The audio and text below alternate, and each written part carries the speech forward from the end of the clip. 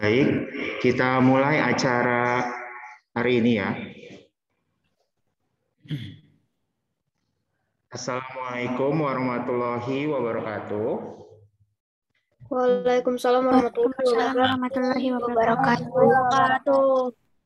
Bismillahirrahmanirrahim. Alhamdulillahirrabbilalamin. Wassalatu wassalam ala asrofil anbiya'i wa mursalin. Sayyidina wa habibina wa syafi'na wa maulana Muhammadin wa ala alihi wa sahbihi ajma'in. Amma ba'du. Yang sama-sama kita hormati Bapak Dr. Haji Edi Junaidi, SMPD, selaku pelaksana harian Al-Azhar Syifabudi Cibinong, Bapak Haji Ihwan Mudofir MPD, selaku Kepala Sekolah SMP Al-Azhar Syifabudi Cibinong, Bapak Dadang, selaku Wakasek Kesiswaan, Ibu Debi Novita, selaku Wakasek Kurikulum, serta Bapak Ibu Guru, dan juga wali kelas 7 dan 8 serta 9 yang telah hadir dalam acara talk show Kilas Balik Kejadian G30 SPKI hari ini. Puji syukur, marilah kita panjatkan kehadirat Allah Subhanahu wa Ta'ala karena berkat rahmat dan inayahnya kita semua bisa hadir pada acara di pagi hari ini dalam keadaan sehat walafiat. Salawat serta salam marilah kita haturkan kepada junjungan Nabi besar Muhammad Sallallahu Alaihi Wasallam. Anak-anak Bapak yang Bapak banggakan, hari ini tepat pada 1 Oktober, kita sama-sama memperingati Hari Kesaktian Pancasila, di mana yang sama-sama perlu kita ketahui juga ya, dan mungkin anak-anak juga sudah ketahui bahwa berbeda antara Hari Kesaktian Pancasila dan Hari Lahir Pancasila. Ya, di mana kalau Hari Lahir Pancasila diperingati setiap tanggal 1 Juni dan itu merupakan awal mula istilah Pancasila muncul. Sedangkan Hari Kesaktian Pancasila ini berkaitan dengan peristiwa G30 SPKI atau Gerakan 30 September. Di mana 1 Oktober 1965 ini terjadi penculikan dan pembunuhan terhadap 6 jenderal senior dan 1 perwira TNI. Mereka disiksa, ditembak, kemudian mayatnya dibuang ke sumur tua yang ada di Jakarta Timur, yaitu dikenal dengan Lubang Buaya. Maka pada tanggal 1 Oktober ya 1966 itu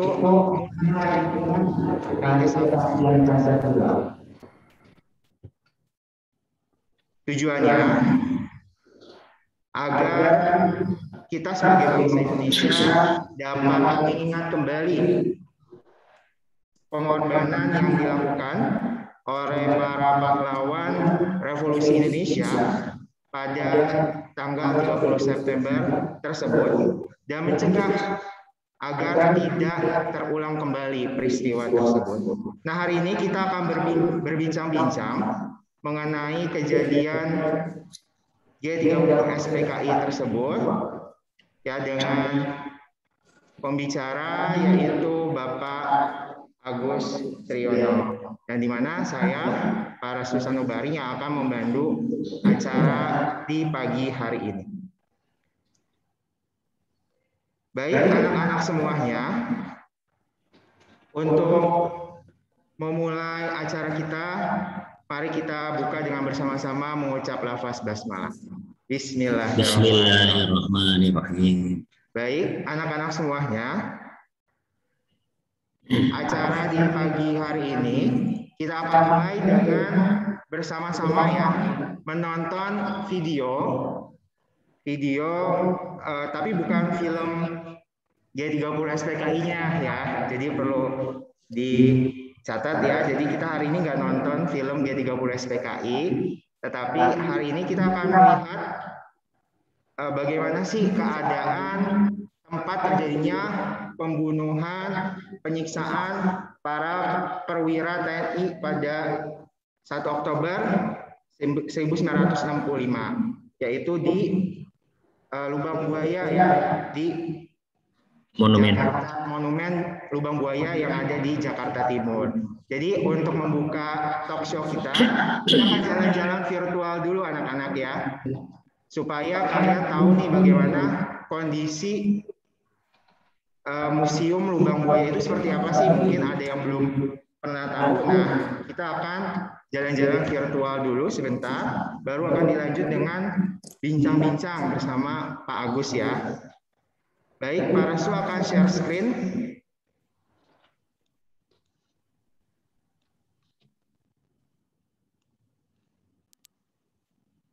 Terlihat ya, Pak? Ya. Play.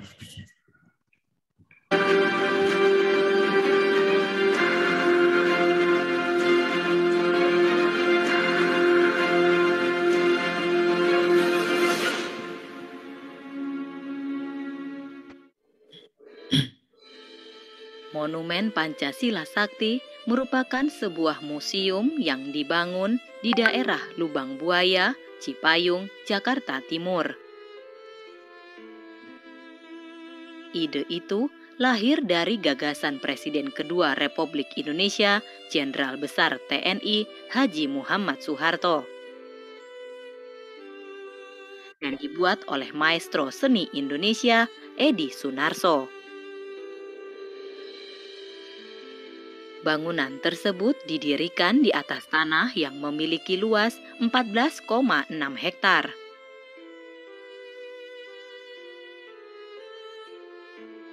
Monumen Pancasila Sakti dalam sejarahnya dibangun untuk menyatakan bahwa Pancasila tidak berhasil digoyahkan oleh usaha pemberontakan apapun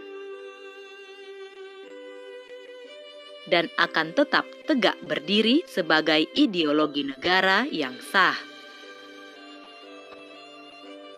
Pemberontakan PKI dapat ditumpas dalam waktu singkat yang menunjukkan bahwa Pancasila tidak dapat diganggu-gugat dan siapapun yang mencobanya akan dibasmi sampai tuntas.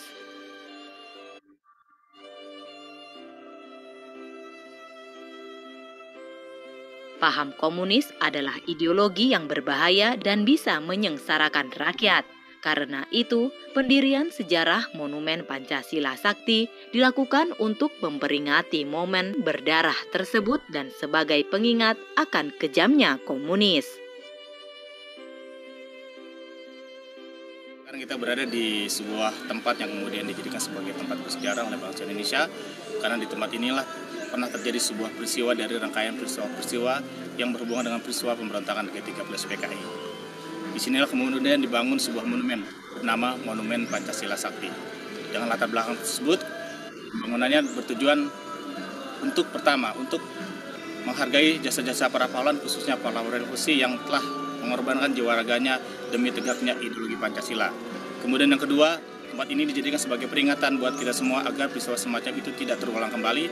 Dan yang ketiga, tempat ini dijadikan sebagai tempat wisata sejarah, khususnya untuk generasi penerus. Jadi mereka bisa datang ke sini sambil berwisata sekaligus juga belajar tentang sejarah bangsa Indonesia.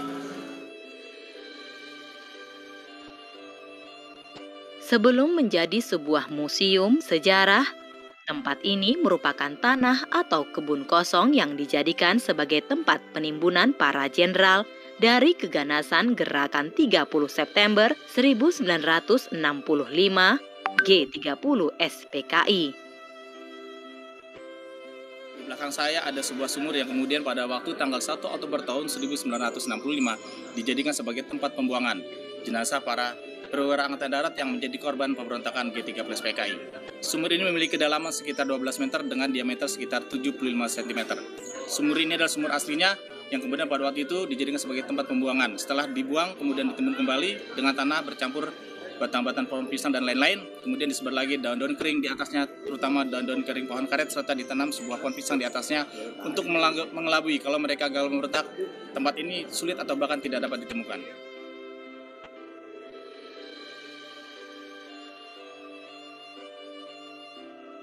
Inilah sumur maut tempat membuang 7 pahlawan revolusi yang diantaranya adalah 1. Panglima Angkatan Darat Letnan Jenderal TNI Ahmad Yani. 2. Maijen TNI R. Suprapto. 3. Maijen TNI MT Haryono. 4.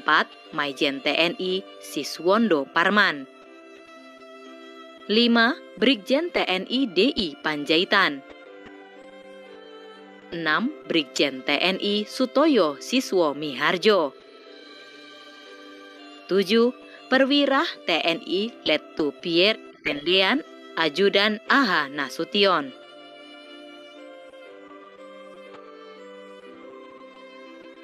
Di dekat lubang sumur maut terdapat prasasti yang bertuliskan cita-cita perjuangan kami untuk menegakkan kemurnian Pancasila tidak mungkin dipatahkan hanya dengan mengubur kami dalam sumur ini.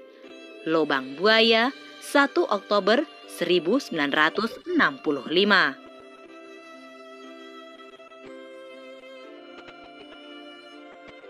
Untuk melindungi sumur dari kerusakan akibat hujan dan peristiwa lain, kini di sekeliling sumur tersebut dibangun bangunan seperti cungkup.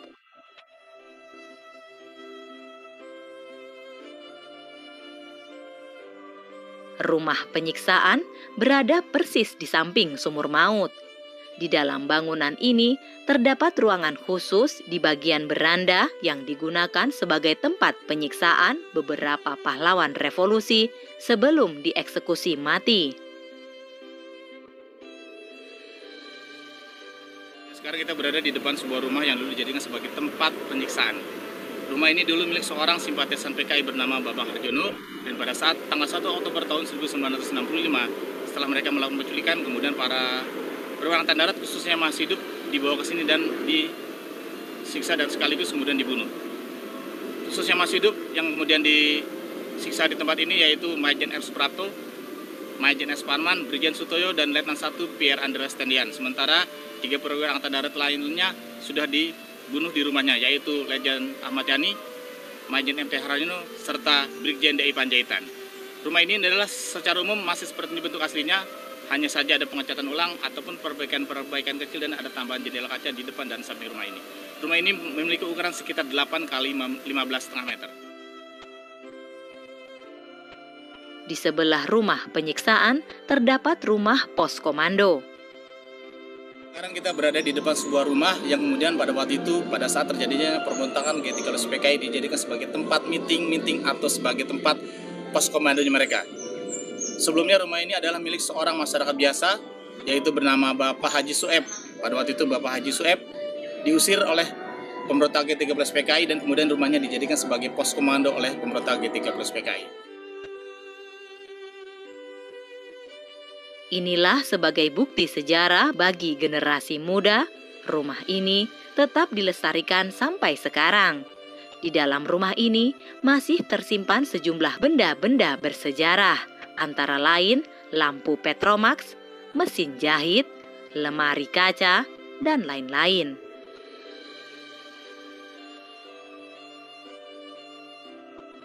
Sedangkan tidak jauh dari rumah pos komando terdapat rumah dapur umum.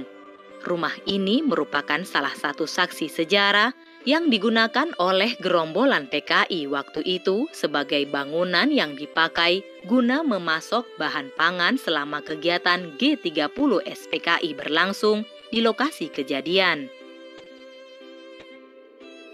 Kemudian ini adalah rumah ketiga yang ada di area Monumen Pancasila Sakti. Rumah ini dulu dijadikan sebagai dapur umum oleh pemberontak G13 PKI. Sebelumnya rumah ini adalah milik seorang janda bernama Ibu Amroh. Demikian juga seperti Bapak Haji Sueb, Ibu Amroh juga diusir oleh pemberontak G13 PKI dari rumahnya, dan beliau kemudian kaget ketika kembali ke rumahnya dalam situasi yang berantakan. Rupanya pada waktu itu rumah ini dijadikan sebagai dapur umum oleh pemberontak G13 PKI. Rumah ini adalah seperti ini bentuk aslinya dari dulu hingga sekarang. Hanya ada perbaikan-perbaikan kecil ataupun pengecatan ulang dan sebagainya.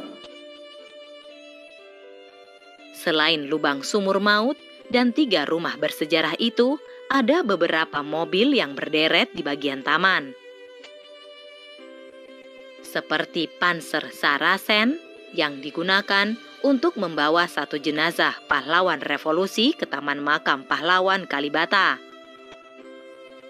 Ini adalah salah satu koleksi kendaraan yang ada di Monumen Pancasila Sakti, yaitu truk PN Artayasa. PN itu adalah singkatan dari perusahaan negara. PN Artayasa adalah perusahaan negara yang mencetak uang pada waktu itu. Jadi kalau sekarang adalah Perum Brewery. Pada tanggal 1 Oktober tahun 1965, jam 4 pagi truk ini keluar dari kantornya melaksanakan tugas rutinnya, yaitu untuk menjemput pegawai. Namun demikian, di perjalanan tidak jauh dari kantornya, truk ini dicegat kemudian direbut oleh pemberontak G13 PKI. Truk ini kemudian dibawa ke rumahnya Bapak Brigjen DI Panjaitan yang sudah ditembak di rumahnya. Dan truk ini kemudian digunakan untuk membawa jenazahnya Bapak Brigjen DI Panjaitan dari rumahnya di Jalan Hasanuddin, Kebayoran Baru, Jakarta Selatan ke sini, ke Desa Lubang Buaya menggunakan truk yang hasil rebutan ini. Ada juga mobil Jeep Toyota Canvas yang menjadi kendaraan dinas Pangkostrat dan sedan kendaraan dinas Jenderal TNI Ahmad Yani.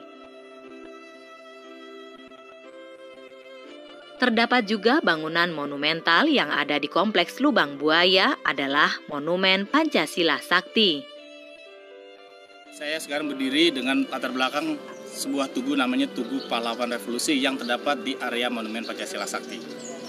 Tugu ini memiliki ukuran tinggi, panjang, dan lebarnya 17 meter, melambangkan tanggal 17 tanggal kemerdekaan Republik Indonesia. Di sini juga terdapat sebuah patung Garuda Pancasila yang terbuat dari tembaga. Konon menurut informasi adalah patung Garuda Pancasila yang terbesar yang pernah dibuat di Indonesia. Di bawahnya terdapat 7 patung pahlawan revolusi yang gugur di tempat ini.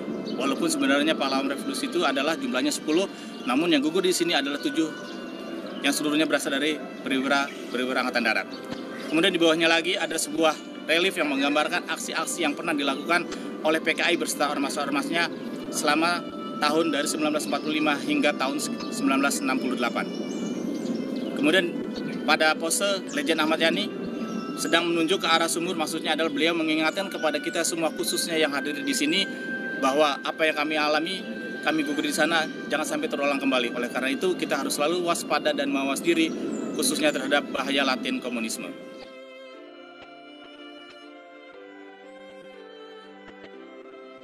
Di dekat Monumen Pancasila Sakti ada pula Museum Pengkhianatan PKI atau Komunis yang menceritakan sejarah pemberontakan PKI yang bertujuan menggantikan dasar negara Pancasila dengan komunis yang bertentangan dengan Pancasila sampai pada pemberontakan kedua yang terkenal dengan nama Gerakan 30 September atau G30 SPKI. Sekarang kita berada di dalam sebuah museum bernama Museum Pengkhianatan PKI dalam kurung komunis. Museum ini adalah salah satu museum yang terdapat di area Monumen Pancasila Sakti. Museum ini diresmikan oleh Presiden Soeharto tanggal 1 Oktober tahun 1992. Berisi tentang diorama yang menggambarkan aksi-aksi sepihak yang pernah dilakukan oleh anggota PKI beserta ormas-ormas massa atau organisasi-organisasi massa yang masih di bawah naungan PKI yang juga berpaham komunis. Oleh karena itu, kenapa museum ini diberi nama Museum Pengkhianatan PKI dalam kurung komunis? Karena tidak hanya PKI saja yang melakukan aksi-aksi sepihak, namun juga organisasi-organisasi massa di bawahnya yang juga masih di dalam naungan Partai Komunis Indonesia. Museum ini bercerita tentang aksi-aksi sepihak yang pernah dilakukan oleh PKI beserta ormas-ormasnya sejak tahun 1945 hingga tahun 1974. Ada juga Museum Paseban yang di dalamnya terdapat beberapa diorama. Sekarang kita berada di sebuah museum bernama Museum Diorama Monumen Pancasila Sakti atau lebih dikenal dengan Museum Paseban. Museum ini diresmikan oleh Presiden Soeharto tanggal 1 Oktober tahun 1981, kemudian pada tahun 2013 atau tepatnya tanggal 25 Agustus tahun 2013, Museum Paseban direnovasi dan diresmikan oleh Panglima TNI pada waktu itu adalah Laksamana TNI Agus Suhartono SE. Di museum ini terdapat 16 diorama yang menggambarkan sebelum, saat, dan setelah peristiwa pemberontakan G13 PKI, termasuk di dalamnya menggambarkan saat penculikan terhadap para perwira Angkatan Darat yang menjadi korban pemberontakan G13 PKI.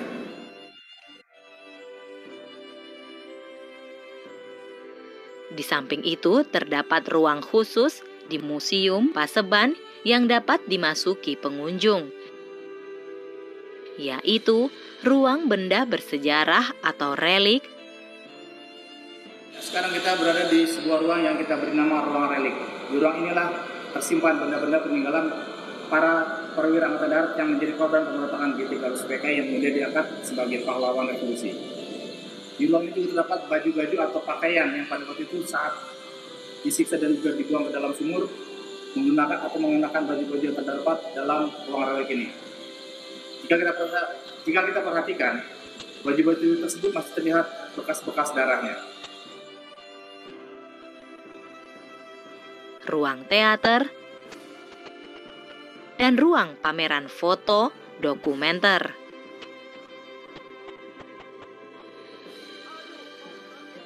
Inilah sejarah yang terjadi di tanggal 30 September 1965, di mana para pahlawan revolusi kita menjadi korban dan gugur demi mempertahankan ideologi Pancasila atas ancaman ideologi terlarang, yaitu komunisme.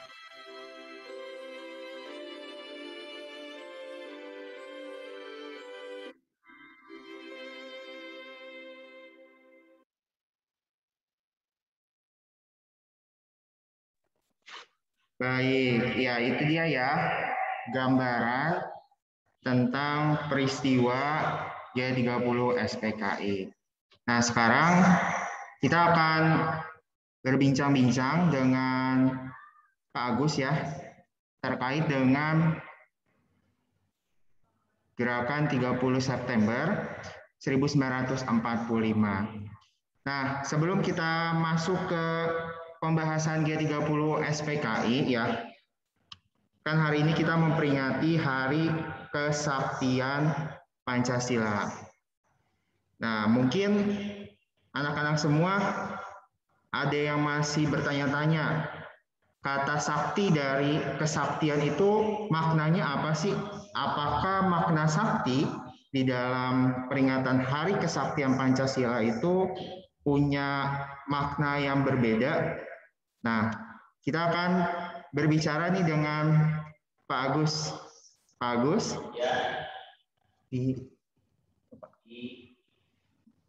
Iya, Pak. Ya. Jadi kita mau ngomong-ngomong dulu nih Pak terkait dengan Hari Kesaktian Pancasila. Bagaimana sih Pak makna saktinya itu Pak di Hari Kesaktian Pancasila? Mungkin masih ada anak-anak yang belum memahami makna sakti dari kesaktian Pancasila tersebut gitu. Kenapa namanya Kesaktian Pancasila gitu Pak?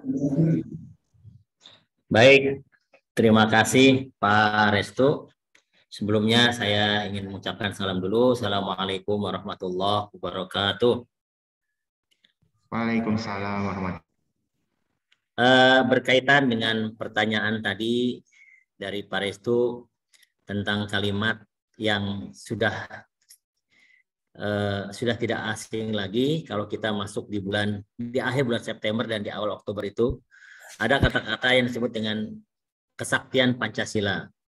Bahkan hari ini pun kita memperingati tadi upacara memperingati Hari Kesaktian Pancasila. Ada dua suku kata, sakti dan Pancasila. Kalau Pancasilanya sendiri pasti kalian sudah tahu ya.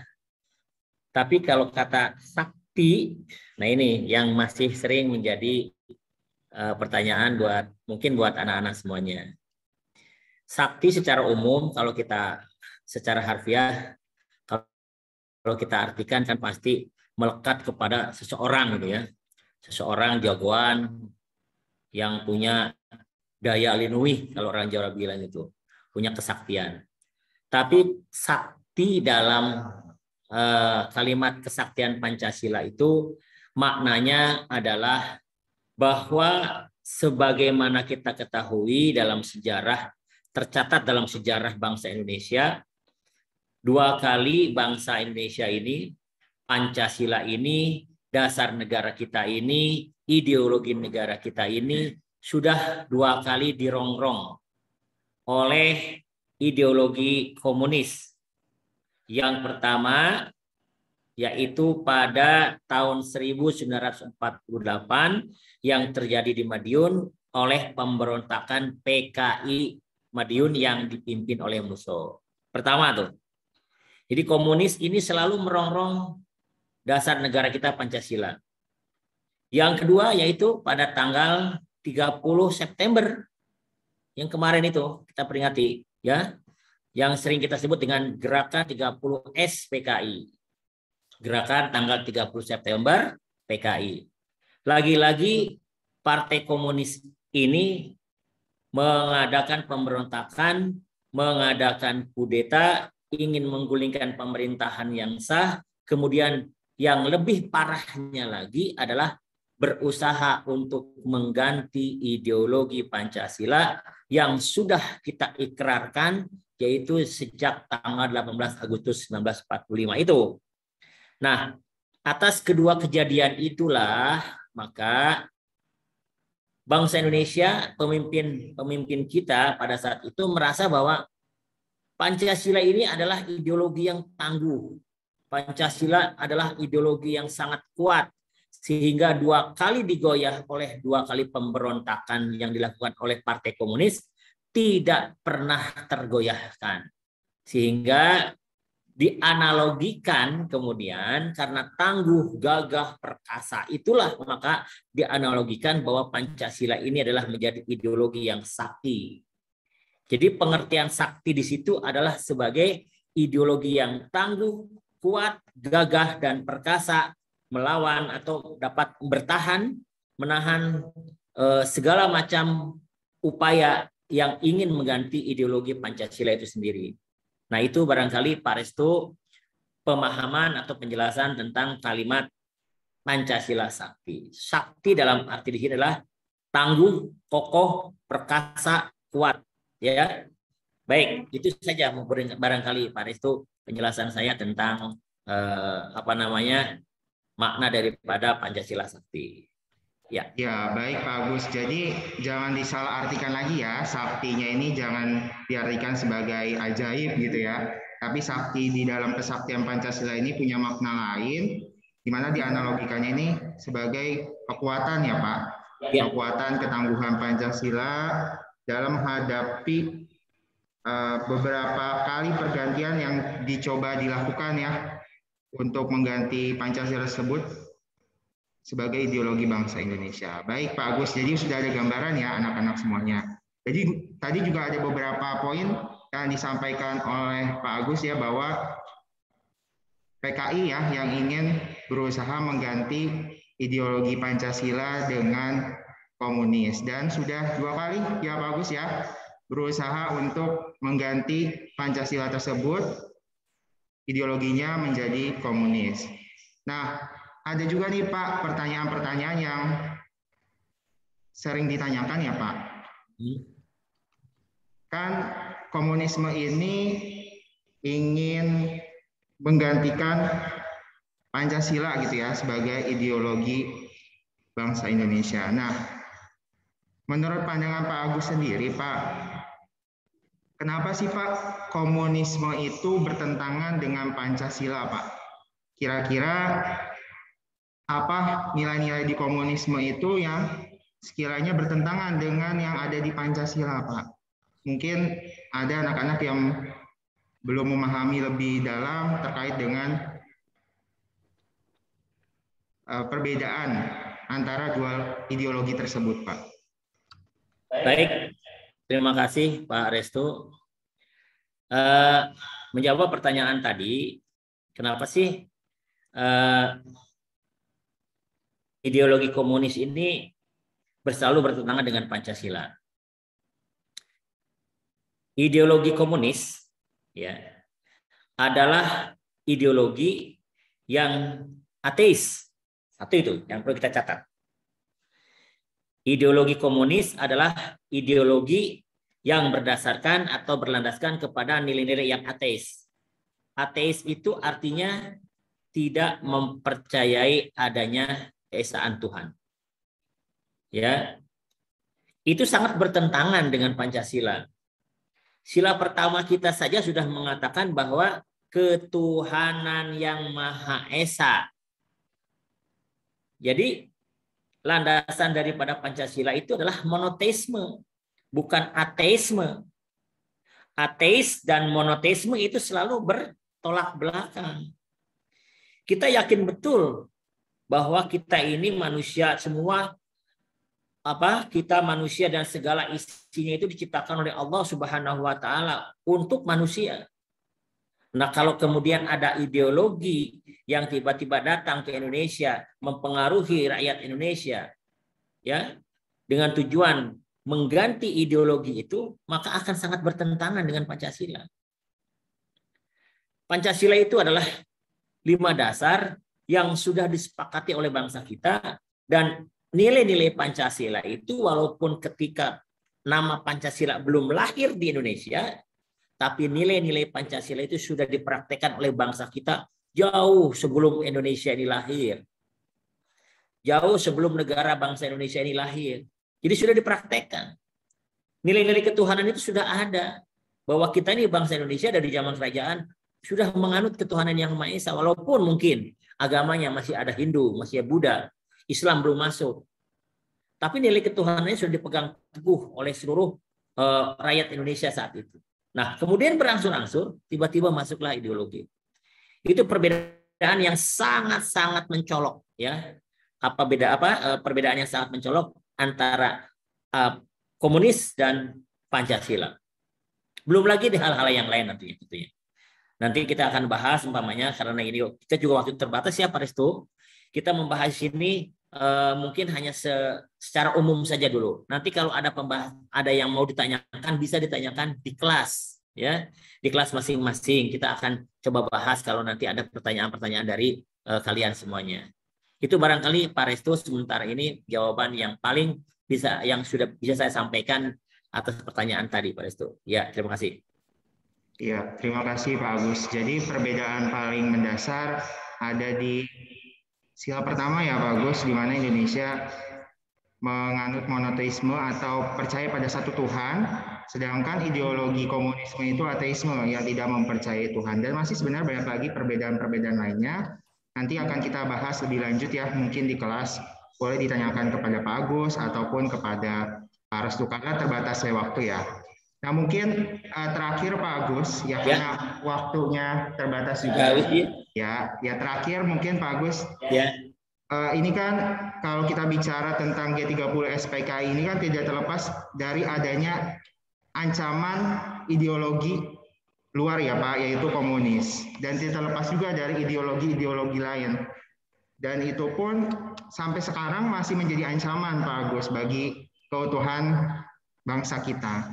Nah, mungkin Pak Agus ada sedikit pesan atau masukan mengingat saat ini di era modern 4.0, cepatnya informasi yang masuk kepada anak-anak, ya mungkin anak-anak mendapatkan informasi tersebut tidak dicerna dulu gitu ya Pak, sehingga menjadi salah paham mengenai satu ideologi. Nah, mungkin ada pesan Pak kepada anak-anak SMP Al-Azhar Sifabudi Cibinong supaya bisa terhindar gitu ya dari ancaman-ancaman masuknya ideologi-ideologi lain ke Indonesia. Begitu Pak. Terakhir nih Pak. Ya. Baik, terima kasih Pak Restu. Begini anak-anak sekalian, di era globalisasi ini kita ini negara menjadi negara yang terbuka, ya, menjadi negara yang bebas dimasuki oleh berbagai macam ideologi, ya. Ideologi dari mana saja kemungkinan bisa masuk, karena tidak ada lagi batas-batas negara di era globalisasi ini. Nah, bagaimana sih seharusnya kita semua nih, termasuk kalian sebagai generasi muda, sebagai siswa yang kemudian nanti kalian akan menggantikan tugas-tugas kami semua agar Pancasila tetap berdiri tegak dan kokoh di bumi negara Kesatuan Republik Indonesia ini. Termasuk juga dengan pribadi-pribadi kalian masing-masing. Yang paling utama dan paling penting bagi kita semua dalam rangka membentengi ideologi, terutama ideologi komunis, adalah dengan memperkuat iman. Ya. Kita sebagai orang yang beragama Islam tentunya harus lebih mendekatkan diri kepada Allah Subhanahu wa taala, memohon perlindungan, karena keyakinan itulah, dengan kekuatan iman itulah, maka ideologi komunis tidak akan pernah masuk ke dalam relung pikiran dan hati kita. Ya. Kenapa begitu? Karena dengan kekuatan iman, maka kita akan dibentengi oleh iman itu sendiri. Iman itu adalah kita yakin bahwa Allah Subhanahu wa taala akan selalu memberikan perlindungan kepada kita. Ya, anak sekalian. Nah, yang kedua adalah komunis itu akan tumbuh subur, ya. Komunis itu akan tumbuh subur bila mana banyak sekali terdapat kemiskinan. Pasti akan tumbuh subur itu. Ya. Nah, oleh karena itu bagaimana supaya komunis itu tidak tumbuh subur? Maka kita harus memperkuat ekonomi. Ya, kesejahteraan rakyatnya harus dibangun, ekonomi harus kuat. Bagaimana caranya? Ya harus kita upayakan. Kalau kalian sekarang sekolah yang pinter, belajar yang benar, supaya kelak kamu menjadi seorang pemimpin, menjadi seorang pelaku pelaku bisnis, jadi insinyur, jadi dokter dan sebagainya, sehingga dengan demikian lambat laun sistem perekonomian kita, kesejahteraan rakyat kita semuanya bakal menjadi lebih baik lagi. Dengan membaiknya tingkat kemakmuran daripada rakyat, maka insya Allah komunis tidak akan bisa tumbuh subur. Ya, jadi dua itu mungkin yang bisa Bapak sampaikan sebagai upaya untuk menangkal daripada pemahaman-pemahaman ideologi komunis. Ya, anak sekalian ya, kuatkan iman. Sholat 5 waktu tepat waktu. Kalau bisa sekarang sudah digalakkan sholat tahajud tengah malam, puasa Senin Kemis, ya, duha dan seterusnya. Jangan lupa infak, sedekah, zakat salurkan. Sekaligus juga untuk memperkuat saudara-saudara kita yang lemah secara ekonomi. Demikian Pak Restu yang bisa saya sampaikan sebagai nasihat bagi anak-anak kita semuanya. Ya. Baik Pak Agus, terima kasih Pak Agus pesan atau masukannya. Semoga ini menjadi bahan renungan untuk kita semua di Hari Kesaktian Pancasila pada hari ini. Jadi dapat disimpulkan bahwa Hari Kesaktian Pancasila ini harus kita renungkan dan harus kita syukuri bahwa banyak perjuangan yang telah dilakukan oleh para pahlawan revolusi Indonesia yang mengorbankan jiwa raganya demi mempertahankan NKRI dan ideologi Pancasila. Maka dari itu, anak-anak semuanya, pesan dari Pak Restu dan juga Pak Agus ya mungkin ya, bahwa Pancasila jangan hanya sekedar dihafal ya, tapi juga coba untuk menerapkan nilai-nilai yang ada di dalam Pancasila tersebut di kehidupan sehari-hari. Seperti yang tadi disampaikan oleh Pak Agus ya, sholat, terus beribadah sunnah, sedekah. Nah itu pengamalan nilai-nilai sila ketuhanan Yang Maha Esa, dan sila-sila lainnya pun harus diterapkan di dalam kehidupan sehari-hari. Baik, mungkin untuk talk show kilas balik kejadian G30 SPKI pada pagi hari ini. Sekian ya. Untuk membahas lebih lanjut, jika penasaran dan lain sebagainya mengenai G30 SPKI, nanti kita akan diskusikan lagi lebih lanjut di kelas masing-masing. Baik, mari kita tutup talk show kali ini dengan sama-sama membaca lafaz hamdalah. Alhamdulillahirrahmanirrahim. Terima kasih Pak Agus atas penyampaian yang telah disampaikan oleh Pak Agus. Terima kasih juga kepada anak-anak, Bapak Ibu guru yang telah hadir di dalam talk show kali ini. Sebelum kita tutup, kita akan foto bersama terlebih dahulu ya. Mohon dinyalakan kameranya terlebih dahulu. Foto bersama. Ya, di screenshot.